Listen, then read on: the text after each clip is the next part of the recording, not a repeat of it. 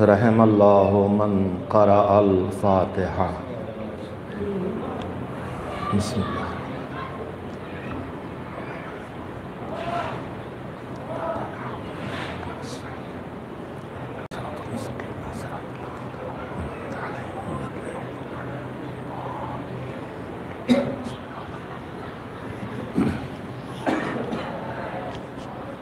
اعوذ باللہ من الشیطان اللعین الرجیم۔ بسم اللہ الرحمن الرحیم۔ الحمد للہ رب العالمین والعاقبۃ للمتقین والجنۃ للمؤمنین والنار للملحدین، والصلاة والسلام على سید الانبیاء والمرسلین سیدنا ونبینا وشفیعنا ابی القاسم محمد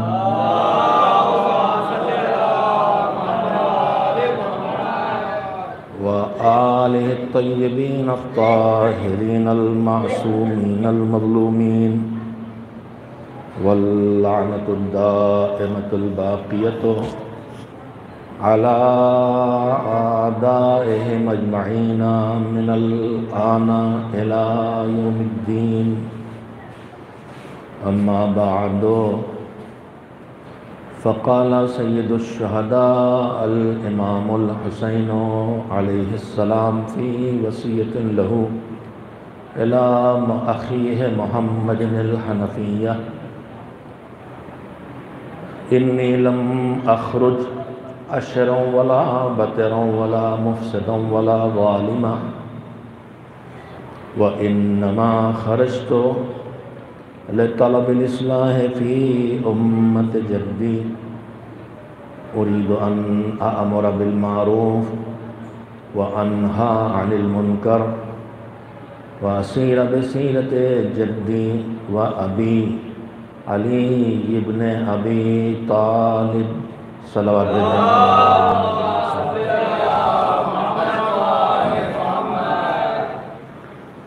سید الشہداء حضرت امام حسین علیہ السلام کے ان کلمات کو آپ حضرات کی خدمت میں پھر پیش کرنے کا شرف حاصل کیا ہے، جو آپ نے اپنے قلم سے وصیت کے طور پر تحریر کر کے عطا فرمائے تھے، اور اس وصیت کے ان فقروں کو میں نے سرنامہ کلام قرار دیا ہے، جس میں امام نے یہ بتایا ہے کہ وہ قیام کیوں کر رہے ہیں، وہ کربلا کیوں برپا کرنے والے ہیں، وہ مدینہ کیوں چھوڑ رہے ہیں، وہ وطن چھوڑ کے کیوں جا رہے ہیں، اور اس کے بعد یہ بھی بتایا ہے کہ کیا نہیں کریں گے،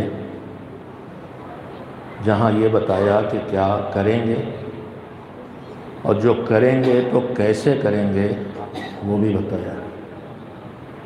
میں ترجمہ کرتا ہوں۔ امام فرماتے ہیں کہ میں نکل رہا ہوں، میں نے چھوڑا مدینہ اس لیے نہیں، میں یہ نہیں کروں گا کہ لوگوں پر اپنی بڑائی جتاؤں، غرور کروں، اکڑوں، کسی کو چھوٹا بنانے کی کوشش کروں، کسی کو نیچا دکھانے کی کوشش کروں، اور نہ ہی میں کسی طرح کی کوئی ایسی بات کروں گا جس سے زمین پر فتنہ کھڑا ہو، فساد برپا ہو، جھگڑے کھڑے ہوں، ٹکراؤ پیدا ہو، اور نہ ہی میں کوئی ایسا قدم اٹھاؤں گا جس سے کسی پر کسی طرح کا ظلم ہو، نہ میری زبان سے ہوگا نہ میرے عمل سے ہوگا۔ حسین ظلم مٹانے اٹھے تھے، حسین ظلم روکنے اٹھے تھے، حسین ظلم کی راہیں بند کرنے کے لیے اٹھے تھے۔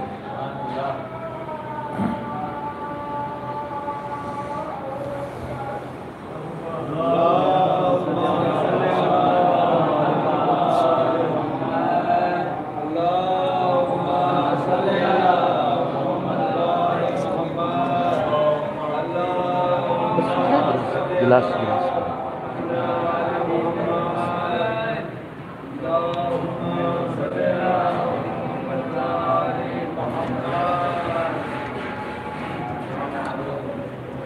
صلی اللہ علیہ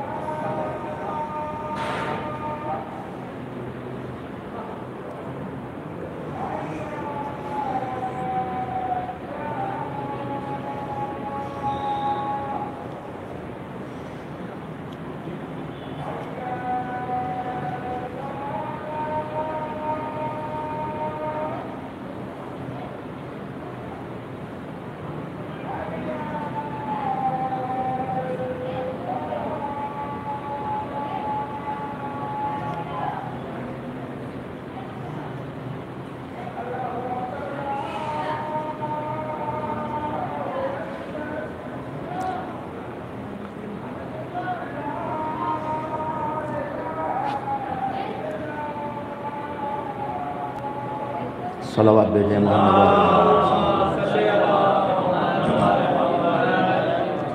یہ جملے یہ کہنے کے لیے، یاد دلانے کے لیے دہراتا ہوں کہ آج ہم حسینی جو امام کی عزاداری کے لیے جمع ہوتے ہیں، گھر سے نکلتے ہیں، چاہے مجلس میں جانا ہو، چاہے مجلس کرنا ہو، چاہے جلوس میں نہ جانا ہو، چاہے جلوس کرنا ہو، چاہے مجلس ماتم کرنا ہو، چاہے نوحہ پڑھنا ہو، چاہے ہم میزبان ہوں، چاہے ہم سامعین میں ہوں، انتظامیہ میں ہوں، ہم کو ہر لمحے حسین علیہ السلام کے اس آواز کو اپنے دل و دماغ میں پہنچاتے رہنا چاہیے کہ دیکھو نکلے ہو تو یہ خیال رکھنا کہ کسی تمہاری بات سے، کسی تمہارے عمل سے، کسی کی تمہارے قدم سے کہیں غرور ظاہر نہ ہونے پائے، کہیں کسی کو دل کو چوٹ نہ لگنے پائے، کہیں کسی کی توہین نہ ہونے پائے، کہیں کسی پر کوئی ستم نہ ہونے پائے، کہیں کسی پر کوئی تکلیف نہ پہنچنے پائے۔ یہ حسینی ہونے کا پیغام بھی ہے اور حسینی ہونے کا ثبوت بھی ہے۔ اگلا فقرہ امام نے فرمایا کہ میں کیوں نکلا ہوں، انما خرجت لطلب الاصلاح فی امت جدی، اپنے جد رسول اللہ محمد مصطفیٰ صلی اللہ علیہ وسلم کی اصلاح کے لیے نکلا ہوں۔ میں یہاں پہ ایک چھوٹی سی وضاحت روزانہ ان جملوں کو پیش کر کے ایک دو کلمے وضاحت کے سلسلے میں عرض کرتا ہوں تاکہ مولا کے ارشاد کو زیادہ سے زیادہ ہمارے جوان سمجھ سکیں اور اپنے اندر جذب کر سکیں۔ میرے عزیزوں، ہم سب جانتے ہیں کہ آخری پیغمبر حضرت محمد مصطفیٰ صلی اللہ علیہ وسلم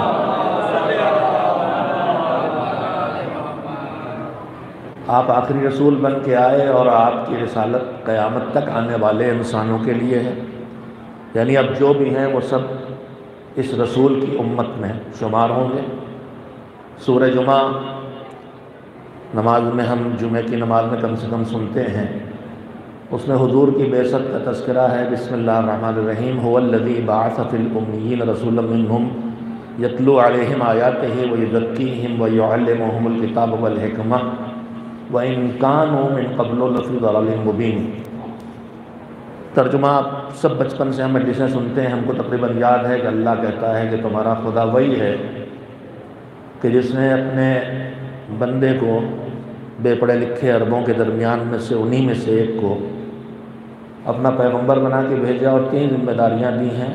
اللہ کی کتاب کو پڑھے اور لوگ سنیں۔ اللہ کی کتاب کو پڑھنے کے بعد انہیں کتاب، اسی کتاب کی اور حکمت کی تعلیم دیں، اور صرف تعلیم پہ نہ رکے، ان کی کردار سازی بھی کریں۔ انہیں خالی یہ نہ بتائے کہ اچھا کیا ہے، بلکہ ان کی اس طرح پرورش کرے کہ اس اچھے کو کرنے لگے، اور انہیں صرف یہ نہ بتائے کہ جھوٹ برا ہے، بلکہ اس طرح انہیں تربیت دے کہ جھوٹ سے بچنے لگے۔ تو یہ ہدف بعثت پیغمبر ہے اور یہ کن حالات میں حضور آئے؟ قرآن اس کو کہتا ہے وَإِن كَانُوا مِن قَبْلُ لَفِي ضَلَالٍ مُبِينٍ، اگرچہ وہ پہلے سے کھلی ہوئی گمراہی میں پڑے تھے۔ جملہ آ گیا ذہن میں تو سن لیں، موضوع تو نہیں میرا اس وقت۔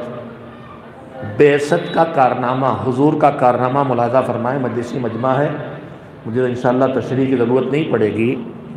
اسی قرآن مجید کی آیت ہے کہ وَإِن كَانُوا مِن قَبْلُ لَفِي ضَلَالٍ مُبِينٍ، کھلی ہوئی گمراہی میں پڑے ہوئے تھے وہ لوگ جن کے بیچ میں حضور آئے۔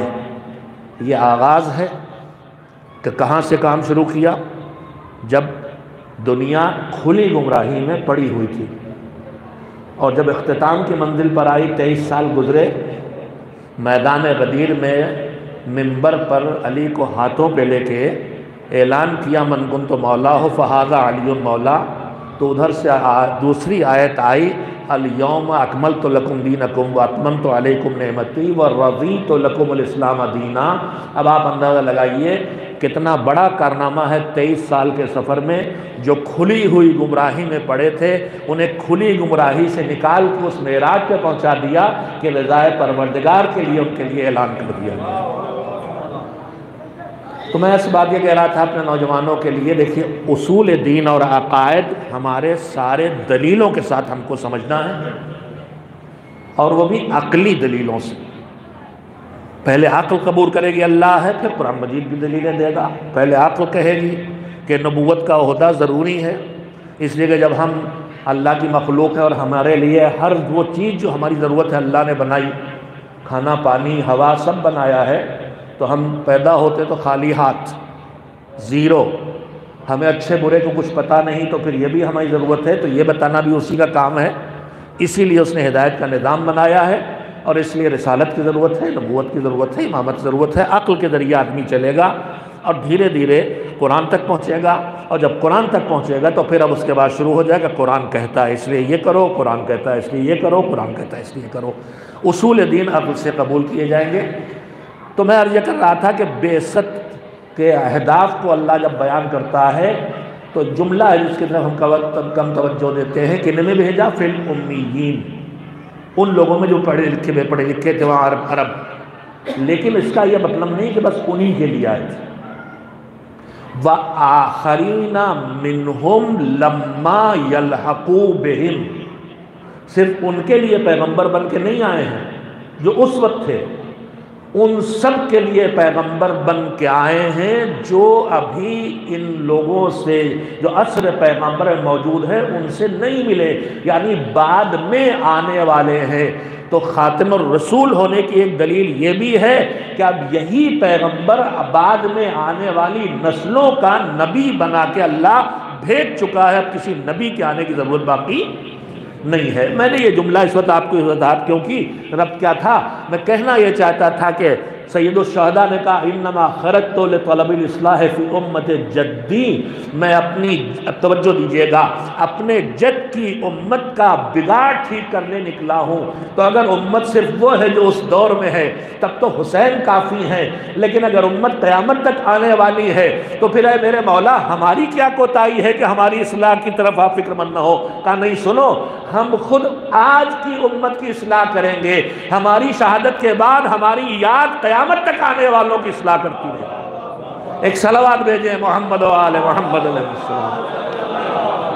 ذکر حسین، یاد حسین، عزائے حسین، مجلس حسین، ماتم حسین، گریہ بر حسین، جس صورت میں بھی حسین کو یاد کرو گے تمہاری اصلاح کا ذریعہ بنے گا۔ اور اس اصلاح کے دو محور ہیں۔ میں آج کی بات جو اہم میرے حساب سے اہم ترین پیغامات میں ہمارے لیے ہے، ان میں سے ایک اہم پیغام آپ کی خدمت میں رکھنا چاہتا ہوں۔ جب اللہ نے، میں روز کہتا ہوں، عزاداری کا بڑا اہتمام کیا تو بڑا کام لینا، اور وہ بڑا کام میں ایک لفظ میں کہوں، رسالت ختم ہو گئی تو امامت کیوں آئی؟ رسالت ختم ہونے کی وجہ کہ اگر ہدایت کی ضرورت تھی تو ہدایت رسالت ہی کی شکل میں قیامت تک رہتی۔ رسالت ختم کیوں ہوئی اور امامت جاری کیوں ہوئی؟ یہ بھی ایک عقلی بحث ہے، اس لیے میں سوشل میڈیا آج کل ہر سوال کھڑا کرتا ہے، تو میں چاہتا ہوں آگے ہی بات نہیں سنائی۔ دیکھیے دین کی تاریخ پہ اگر نظر ڈالیں، دین کی تاریخ یعنی دین کی تاریخ دینداروں کی تاریخ نہیں، اسلام کی تاریخ مسلمانوں کی نہیں، تو دین کی تاریخ 3 سچائیاں بتاتا ہے۔ دین کی تاریخ پہلی سچائی یہ بتاتا ہے کہ دین جیسے کائنات کی ہر چیز اللہ نے بنائی ہے، خود سے نہیں بنی ہے، دین بھی خود سے نہیں بنا، اسے اللہ نے بنایا۔ لیکن اللہ نے جو کچھ ہمارے لیے بنایا، میں نے کل یا پرسوں کہا تھا، ان میں سے اکثر چیزیں ہم تک خود سے پہنچتی ہیں، کچھ چیزوں کو ہم تک پہنچنا پڑتا ہے یا کوئی پہنچاتا ہے۔ تو دین بنا نہیں ہے، اللہ نے بنایا، ٹھیک، اللہ نے بنایا ہے، تو کیا دین ان چیزوں میں ہے جو خود سے ان کے پاس آ جائے کہ جن کے لیے بنایا گیا ہے؟ نہیں۔ تو جن کے لیے بنایا گیا وہ جا کے لے آئیں؟ نہیں۔ تو پھر ادھر سے کوئی ادھر لانے والا ہونا چاہیے۔ تو دین بنا نہیں ہے، بنانے والے کا محتاج ہے۔ دین خود سے آتا نہیں ہے، لانے والے کا محتاج ہے۔ اب دین لانے والا لے آئے تو کیا اس کے بعد دین اس کے یہاں سے نکل کے گھر گھر جانا شروع کرتا ہے، میں دین مان ہوں مجھے مان لو؟ نہیں۔ دین خود سے پھیلتا نہیں ہے، پھیلانے والے کا محتاج ہے۔ یہ تیسری سچائی، بنتا نہیں ہے، بنانے والے کا محتاج، آتا نہیں ہے، لانے والے کا محتاج، پھیلتا نہیں ہے، پھیلانے والے کا محتاج۔ اب جو دین پھیلنا شروع کرتا ہے، جب پھیلانے والا پھیلاتا ہے تو کچھ لوگ دین کو مانتے ہیں، کچھ نہیں مانتے۔ جو نہیں مانتے ان میں سے کچھ دین کے مٹانے پہ لگ جاتے ہیں، اور جب دین کے مٹانے پہ لگ جائیں تو دین نہ تلوار لے کے لڑتا ہے نہ قلم لے کے لڑتا ہے اپنے کو بچانے کے لیے۔ تو دین خود سے بچتا نہیں ہے، بچانے والے کا محتاج ہے۔ تو 3 کرداروں کا محتاج ہے، ایک لانے والے کا، ایک پھیلانے والے کا، ایک بچانے والے کا۔ آدم آئے، تبلیغ کی، گئے دنیا سے، سند نہ ملی، دین پورا ہو گیا۔ نوح آئے، تبلیغ کی، سند نہ ملی، دین پورا ہو گیا۔ سلسلہ نبوت آپ کے سامنے ہے، کسی کو سند نہ ملی، دین پورا ہو گیا۔ تو ابھی لانے والے کی ضرورت ہے کہ نہیں ہے؟ جب پورا دین آیا نہیں ہے تو لانے والے کی ضرورت باقی ہے۔ لیکن جب حضرت محمد مصطفیٰ صلی اللہ علیہ وآلہ وسلم، ابھی میں نے ذکر کیا ہے کہ میدان غدیر میں اعلان ولایت ہوا تو ادھر سے آواز آئی، الیوم اکملت لکم دینکم، آج تمہارا دین پورا ہو گیا۔ تو اب دین لانے والے کا محتاج رہا نہیں؟ آپ بولیں، اب جب پورا دین آ گیا تو اب کیا لانا ہے؟ اب دین لانے والے کا محتاج نہیں رہا، تو لانے والے کی ضرورت نہیں رہی، اس لیے رسالت ختم ہو گئی۔ ادھر سے ادھر لانے کی ضرورت نہیں رہی، لہذا نبوت ختم ہو گئی۔ لیکن 2 کام اب بھی باقی ہیں، دین کو پھیلنا بھی ہے، دین کو بچنا بھی ہے، لہذا رسالت ختم کر کے امامت شروع کر دی۔ امامت کا کام ہے دین کو پھیلاتے رہنا بھی، اور خطرے پڑتے چلے جائیں تو دین کو بچاتے رہنا بھی۔ یہ ہے امامت کی ذمہ داری۔ اب عزاداری کی اہمیت کو پہچانیے۔ میں روز کہتا ہوں اللہ نے بڑا کام لینا ہے تو بڑا اہتمام کیا ہے، فطرت میں رکھ دیا، فطرت سے جوڑ دیا، ہر وقت زندگی کے لمحات سے جوڑ دیا۔ جب پانی پیو تب حسین کو یاد کرو، تب کتنی مرتبہ آدمی یاد کرے گا؟ اس کے بعد سانس، اگر ان کے غم میں ایک ٹھنڈی سانس کھینچتے ہو تو تمہاری سانس تسبیح بن جائے گی۔ کسی وقت آئے گا، باقی 2 بجے سے اور ہے تو ان جملوں کی تشریح کروں گا، اس وقت صرف رابطے کے لیے عرض کر رہا ہوں۔ اتنا اہتمام کیا ہے پروردگار، اہتمام کیوں کیا؟ تو مالک کائنات جانتا ہے امامت کا کام ہے دین کا پھیلانا۔ توجہ دیجیے گا، بہت قیمتی بات ہے، عزاداری کی اہمیت اور عظمت کو پہچانیے۔ مالک کائنات جانتا ہے امامت کا کام ہے دین کا پھیلانا اور دین کا بچانا، مگر ایک دور وہ آئے گا جب آخری امام کو غیب کے پردے میں لانا دشمنان دین کی وجہ سے اب وہ کھل کے سامنے نہ رہ سکیں گے۔ تو عصر غیبت میں دین کو پھیلانے کا کام کیسے ہوگا اور دین کو بچانے کا کام کیسا ہوگا؟ اللہ نے یہ ذمہ داری عزاداری کے حوالے کی کہ اس کے ذریعے دین پھیلتا بھی رہے گا، دین بچتا بھی رہے گا۔ ایک صلوات مل جل کے بھیجے محمد و آل محمد۔ ایک اور اس سے بہتر صلوات بھیج دیں، محمد و آل محمد۔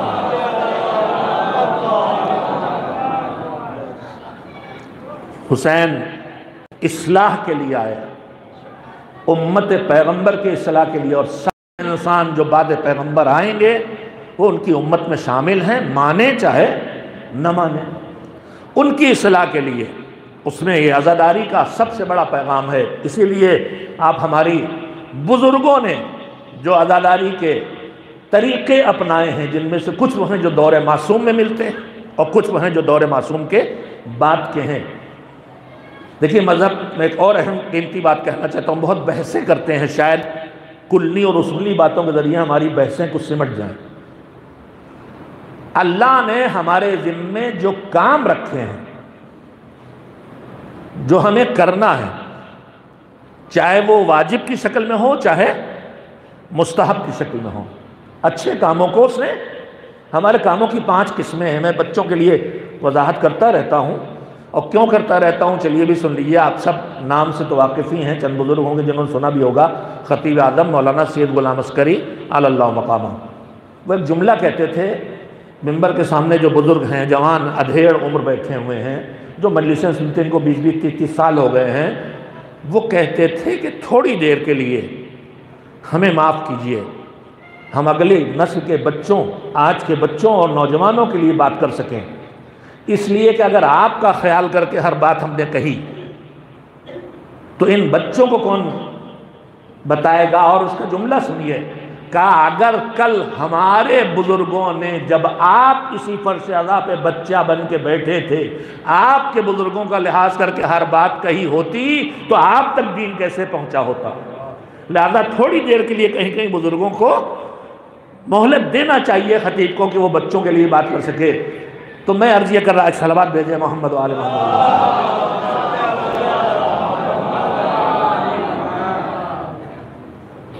اصلاح، بگاڑ کو ٹھیک کرنا، دین پھیلانا بھی عزاداری کا کام ہے، دین بچانا بھی۔ پھیلانا اور بچانا یہ 2 ذمہ داریاں عزاداری کی ہیں۔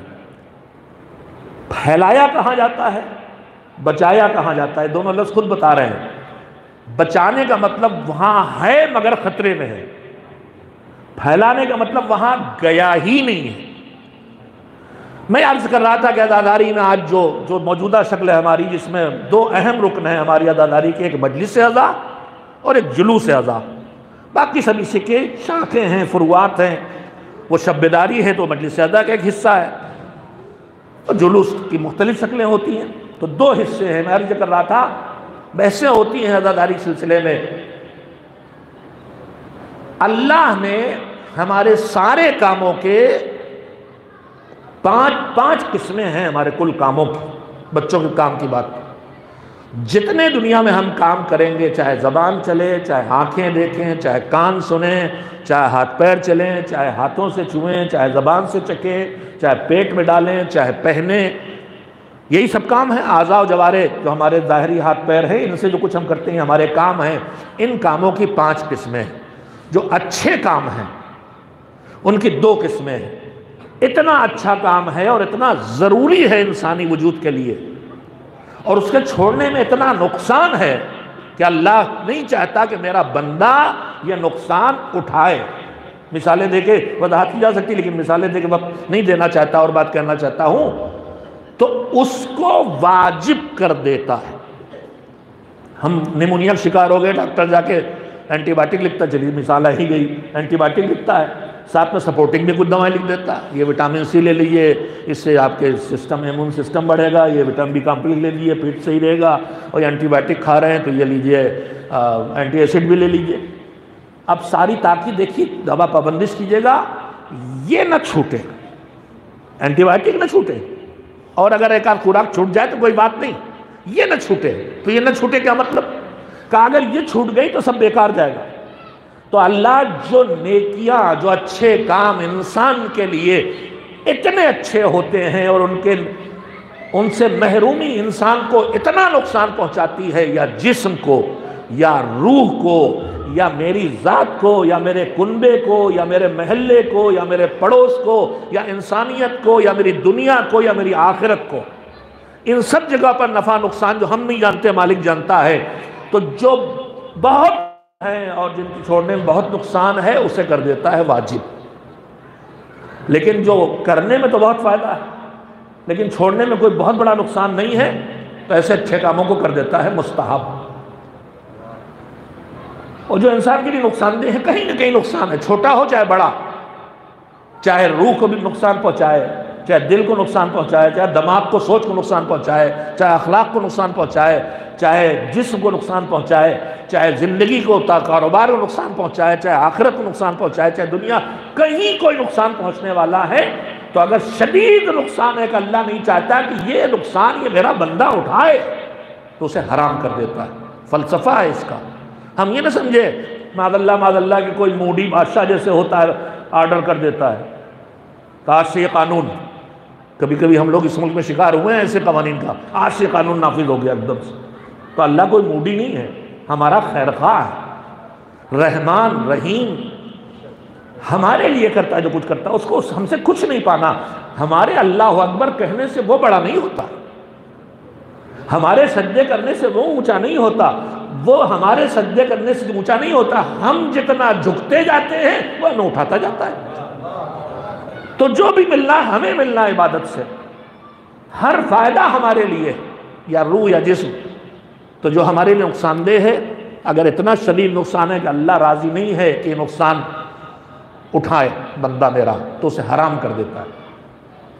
اور اگر نقصان چھوڑنے میں فائدہ تو بہت ہو لیکن کرنے میں بڑا نقصان نہ ہو تو اللہ اسے مکروہ کر دیتا ہے۔ ان چار خانوں سے باہر جو کچھ ہے وہ سب مباح ہے۔ میں یہ بلا جب آپ کا وقت نہیں لے رہا کہ اہم بات کہنا چاہتا ہوں، میرے جوان کبھی کبھی کچھ پابندیاں دیکھ کے انہیں لگتا ہے کہ دین میں پابندی بہت ہے۔ ارے صاحب یہ نہ کھاؤ، یہ نہ سونا پہننے کی جرا نہیں پہن سکتے، ریشم پہننے کے مردوں کے لیے ریشم نہیں پہن سکتے، سب لوگ برگر کھا رہے ہیں ہم نہیں کھا سکتے، کنگ برگر سے نہیں کھا سکتے، سب لوگ پکوڑیاں تلی جا رہی ہیں بس میں ہم بھی بیٹھے، ہم منہ سکھائے بیٹھے، سب لوگ کھا رہے ہیں۔ تو پابندیاں دیکھ کے ہمیں لگتا بہت پابندیاں ہیں۔ سنیے، بہت پابندیاں ہیں کہ بہت آزادیاں ہیں۔ میں نے ابھی کیا کہا؟ اچھے کاموں کی دو قسمیں، ایک واجب ایک مستحب۔ واجب کون سی پابندی؟ جس میں چھوٹ نہیں۔ مستحب کون سی پابندی؟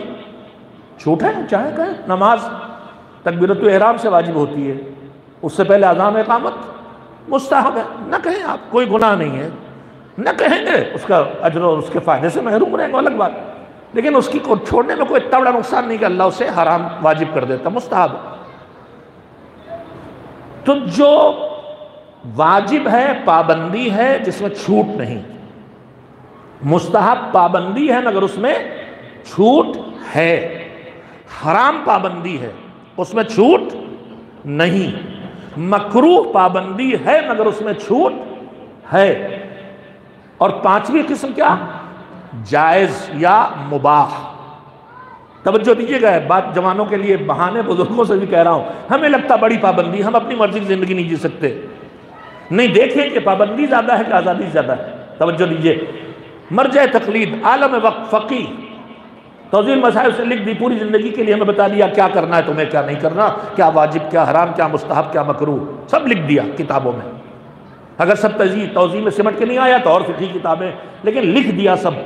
تو ہم نے کہا اے میرے فقیہ، اے میرے مرجع، اے میرے عالم، جیسے آپ نے واجبات کی فہرست بنا دی ہے، جیسے آپ نے مستحبات کی فہرست بنا دی ہے، جیسے آپ نے مکروہ کی فہرست بنا دی ہے، جیسے آپ نے حرام کی فہرست بنا دی ہے، ویسے ہی میری زندگی میں جتنے جائز اور مباح کام ہیں اس کی لسٹ بھی بنا کے دے دیجئے، تاکہ میں جتنے کرنے چلوں تو دیکھوں کہ یہ حلال ہے کہ نہیں، جائز ہے کہ نہیں۔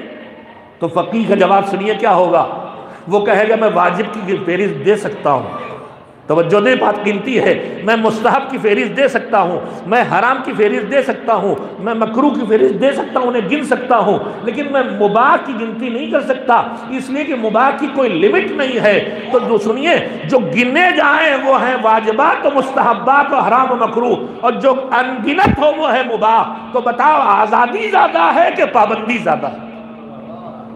اچھا سمجھے ہوں چاہے نہیں، اچھا لگے چاہے نہیں، صلوات تو بھیجتے ہی رہیے۔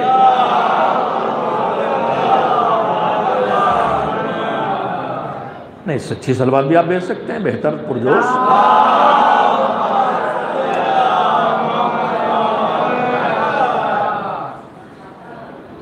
تو میں بات کہاں تھی، آپ کے ذہنوں سے نکل گئی ہو. میں عرض کر رہا تھا عزاداری کے 2 ہدف، دین پہنچانا اور دین پھیلانا اور دین بچانا.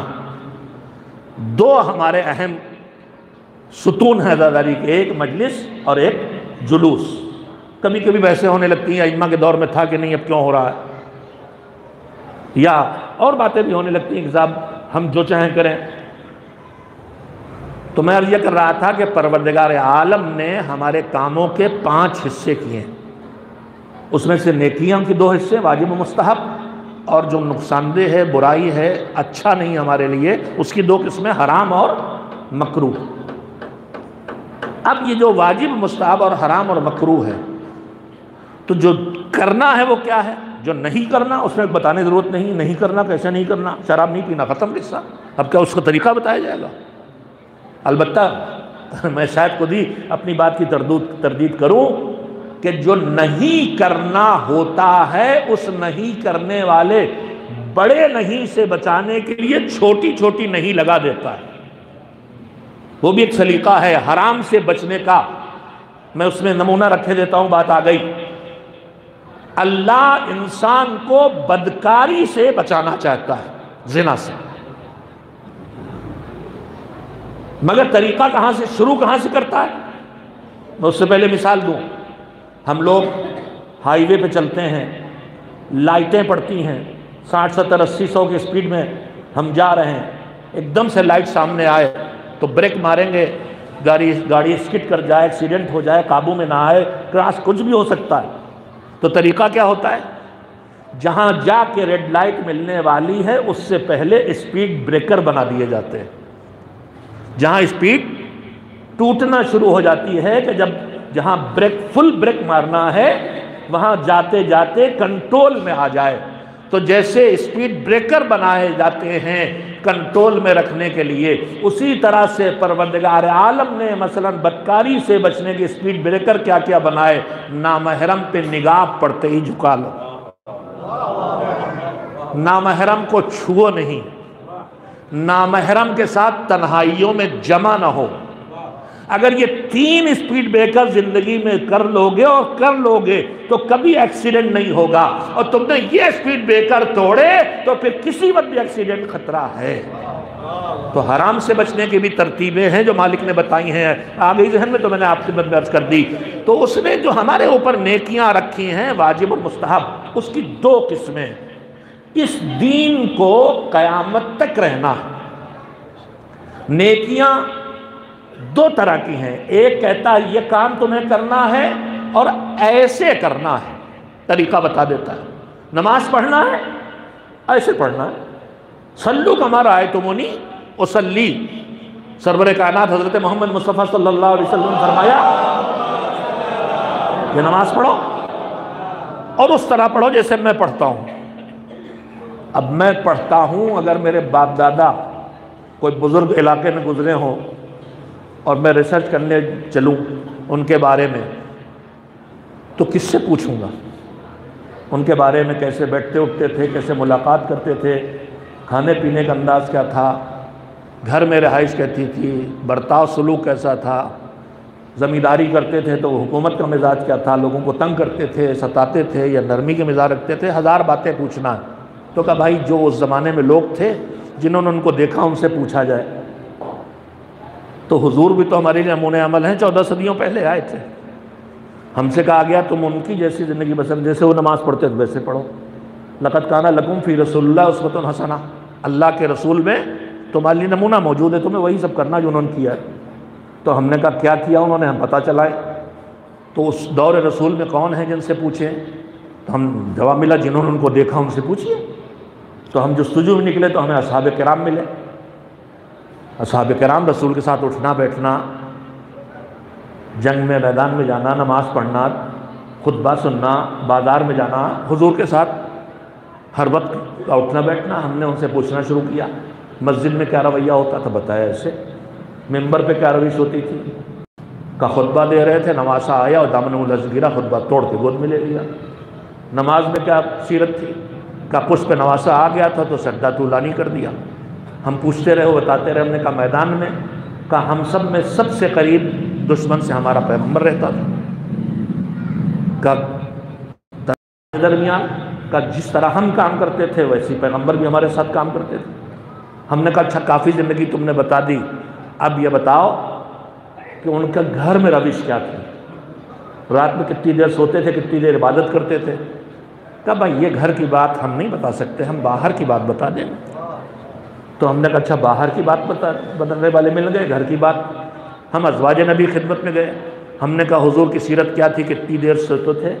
کہا تھوڑی دیر سو کے نماز کے لیے اٹھ جاتے تھے، رات میں بستر چھوڑ کے سجدوں میں چلے جاتے تھے، کھانا کا بہت سادہ تھا، بہت مختصر غذا تھی، 2 رنگ کے کھانے کبھی نہیں کھائے، لیٹنا کہا چٹائی پہ لیٹتے تھے، چٹائی کے نشان بدن پہ بن جاتے تھے۔ ہم ان کے بارے میں پوچھتے رہے، وہ بتاتے رہے۔ ایک مرتبہ ہم نے کہا کہ گھر کی زندگی تو آپ نے بہت بتا دی، اے ازواج مطہرات یہ بتائیے کہ بازار میں حضور کی روش کیا ہوتی تھی؟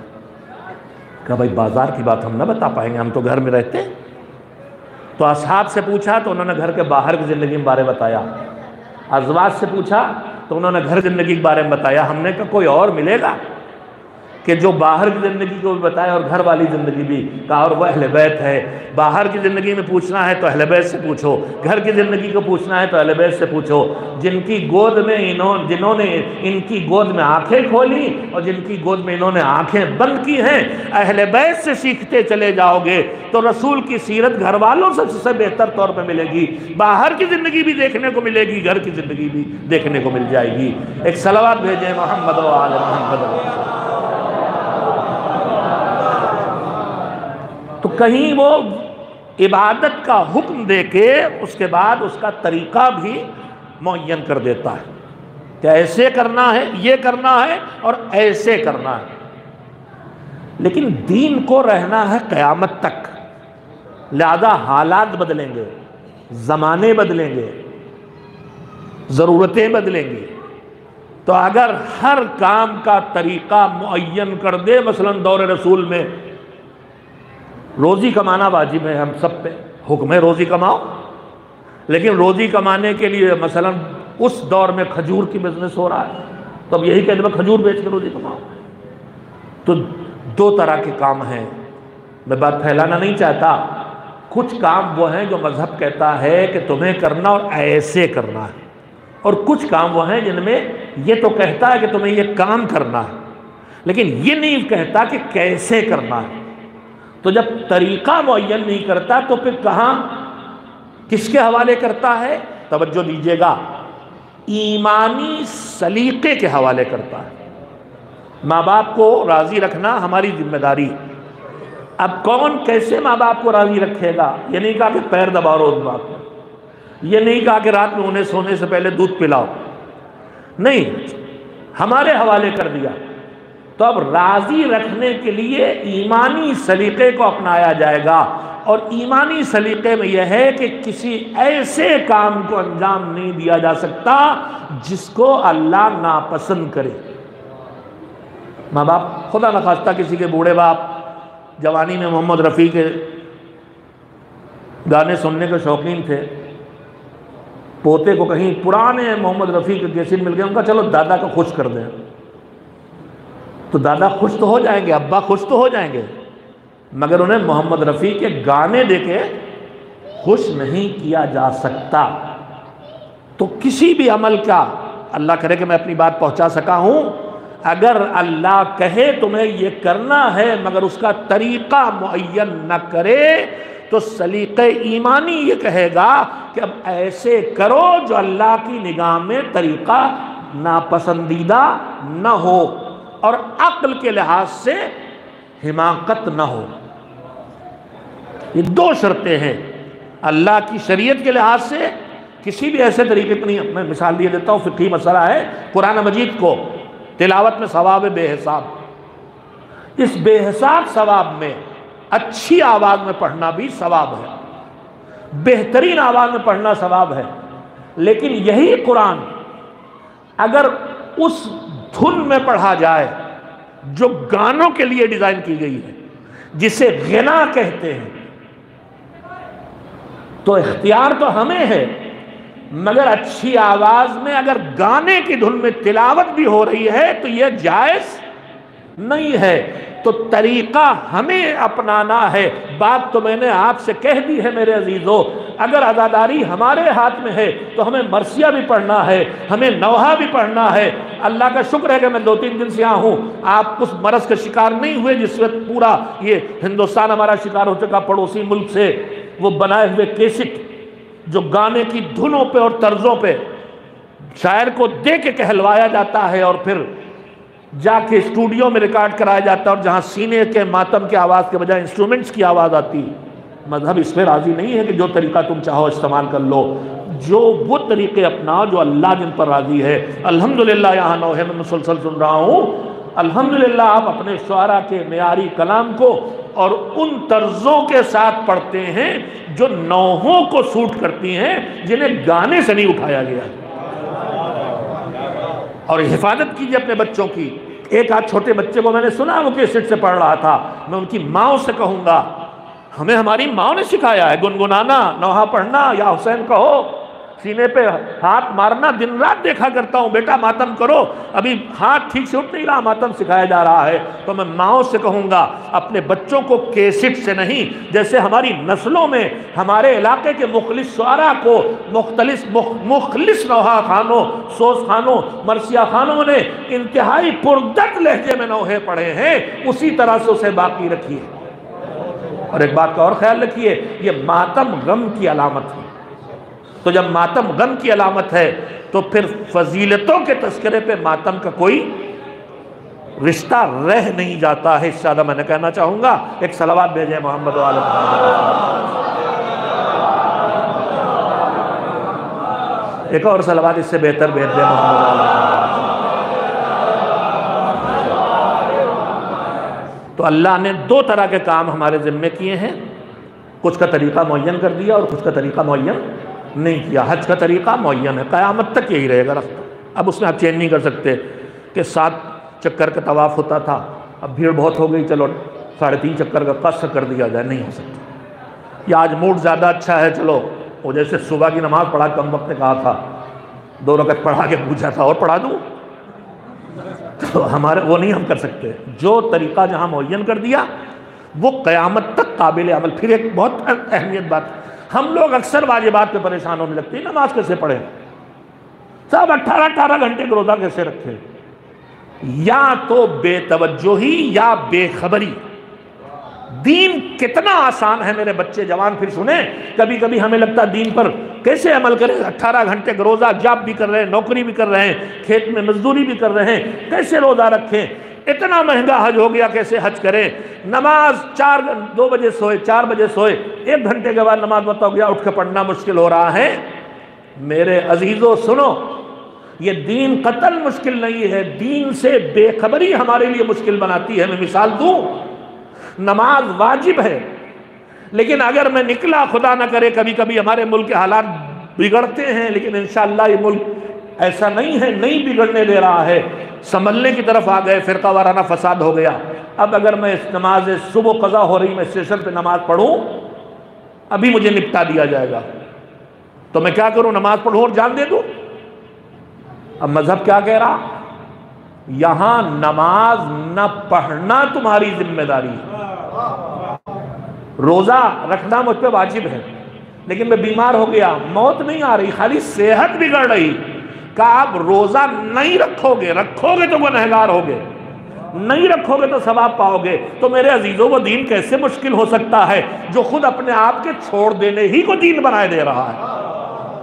ہم بے خبر ہیں، اس لیے ہمارے لیے مسائل کھڑے ہوتے ہیں، اور کبھی کبھی بے خبری میں ہم مالک کے گستاخ بھی بن جاتے ہیں. ایک صلوات بھیجیں محمد و آل محمد. چلیے اب جلدی سے بات کو سمیٹیں، انشاءاللہ باقی تذکرے کل پرسوں کی مجلسوں میں کیے جائیں گے. میرے عزیزوں، میں نے یہاں تک لایا تھا کہ اللہ کی طرف سے 2 طرح کے کام ہیں. کچھ کو طریقے اللہ نے معین کیے ہیں، وہ قیامت تک قابل عمل ہے. میں نے یہ کہنا چاہا تھا کہ قابل عمل ہے، جس کا جیسے کہا اللہ نے ویسے ہی کرنا قابل عمل ہے. نہ کر سکو گے تو اپنا حکم وہ بدل دے گا خود، ہم نہیں بدل سکتے۔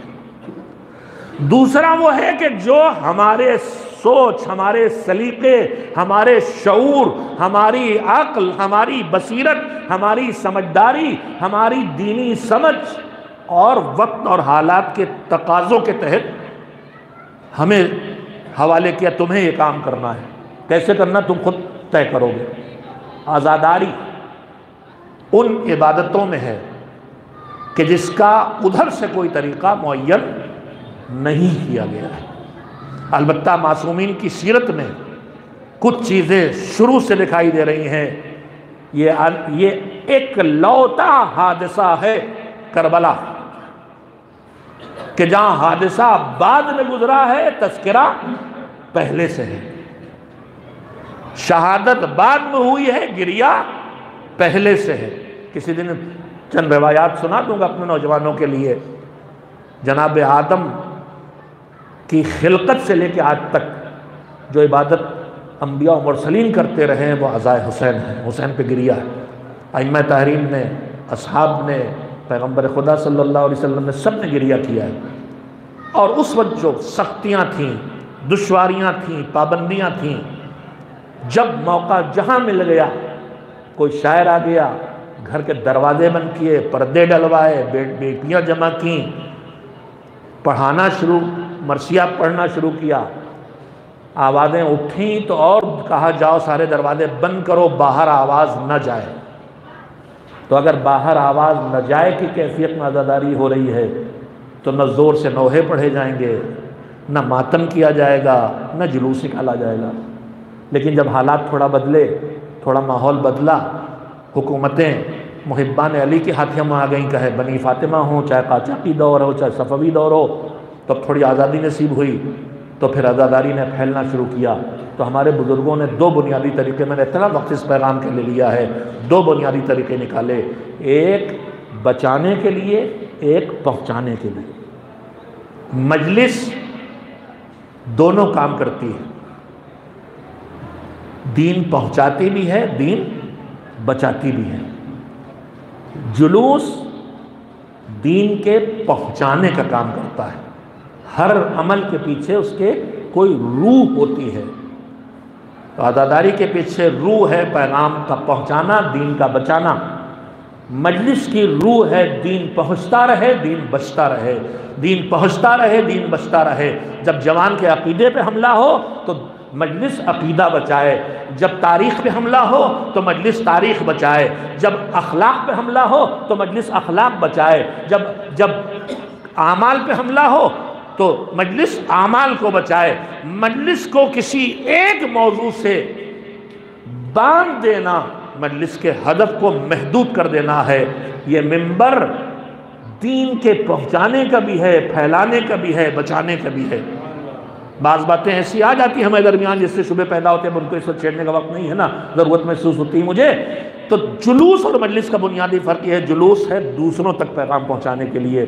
ہمارے بزرگوں نے جب جلوس نکالا اس وقت لوگوں کو کھینچ کے لانے کے طریقے کیا تھے؟ یہ تبرک کیا ہے؟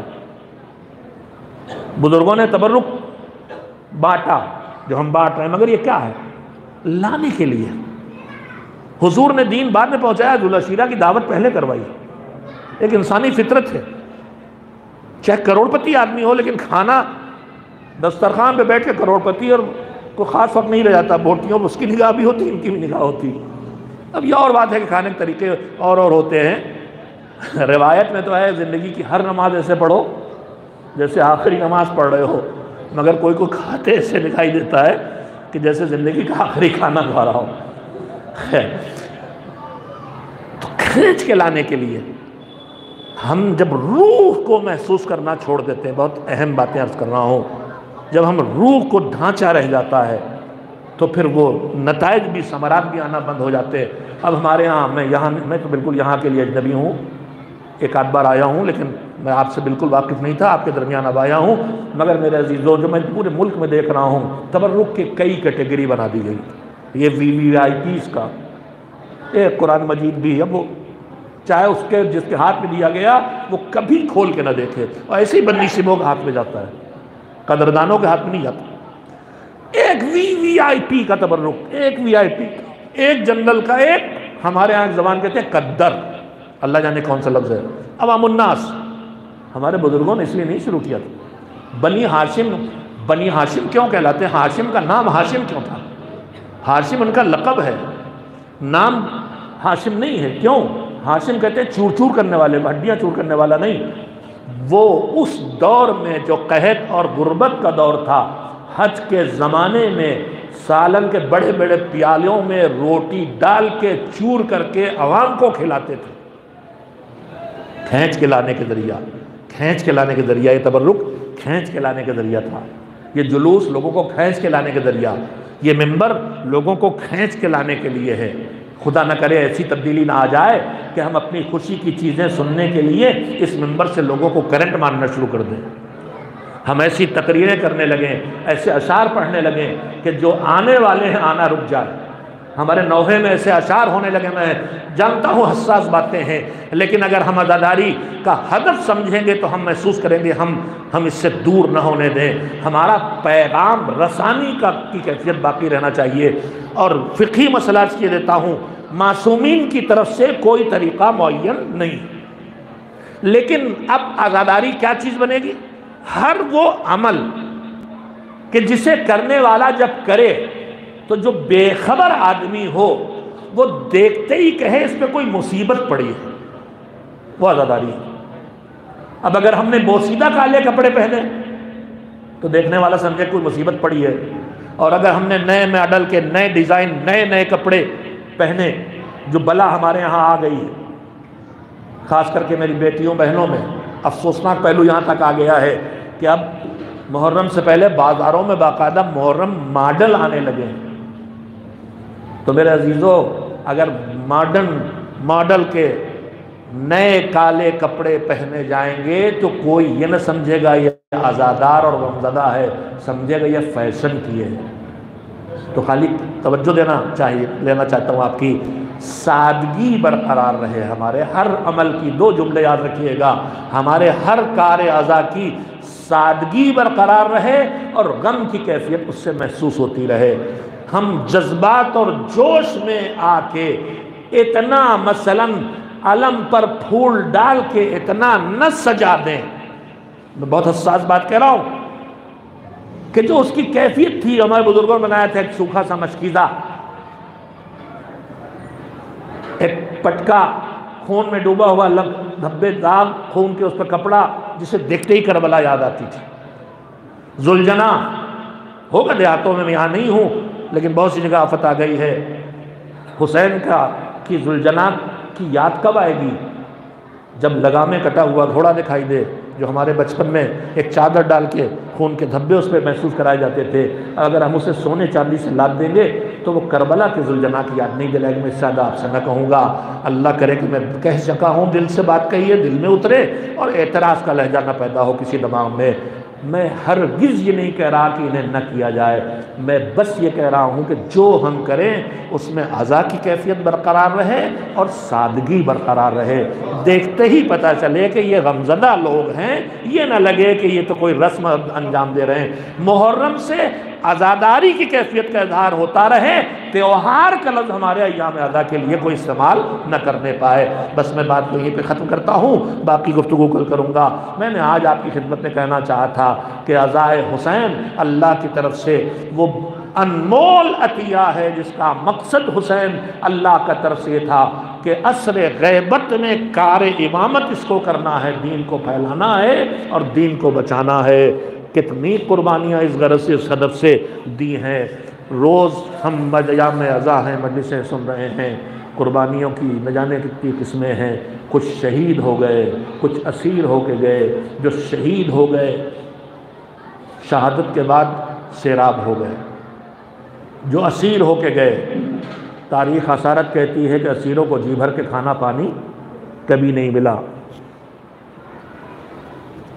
زندان میں پھوپھی بیٹھ کے نماز پڑھ رہی ہیں، بھتیجا امام وقت ہے جانتا ہے، لیکن اگر اظہار علم نہ کرے تو پتہ کیسے چلے پھوپھی اماں یہ بیٹھ کے نماز کیوں پڑھ رہی ہے؟ کہا بیٹا تم بہتر جانتے ہو، کھانا پانی اتنا کم آتا ہے کہ اکثر تیری پھوپھی کو فاقے سے گزارنا پڑتی ہے اور اب بدن میں اتنی طاقت نہیں رہ گئی، مگر میں پھر کہوں گا جو شہید تھے انہیں شہادت کے بعد سیرابی نصیب ہو گئی، جو اسیر ہوتے جب شام سے چھوٹ کے مدینے گئے تو چاہے وہ پانی نہ پی پائے، پانی سامنے آئے تو اتنا گریا کرے کہ پانی میں آنسو مل جائیں، مگر اب پانی کی پابندی ختم ہو گئی ہے، چاہے تو جی بھر کے پی سکتے ہیں، مگر جس کی شہادت اسیری کے دور میں ہو گئی وہ تو اس دنیا سے پیاسی اٹھی۔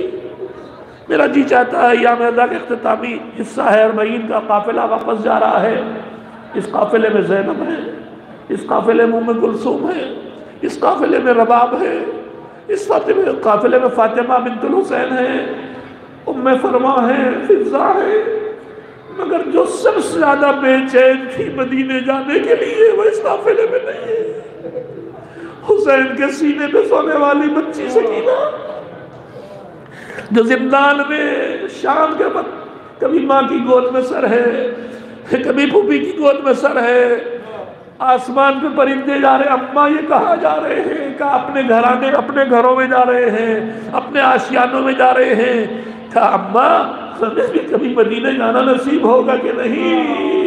ہاں یہ تمنا دل میں رہ گئی۔ قید خانے میں وقت گزرا، ایک رات کا سناٹا پھیلا، سوتی ہوئی بچی نے ایک مرتبہ بابا کو خواب میں دیکھا، آنکھ کھل گئی تو اندھیرے میں بابا کو ڈھونڈ رہی ہے، میرا بابا کہاں، میرا بابا کہاں، میرا بابا کہاں ہے؟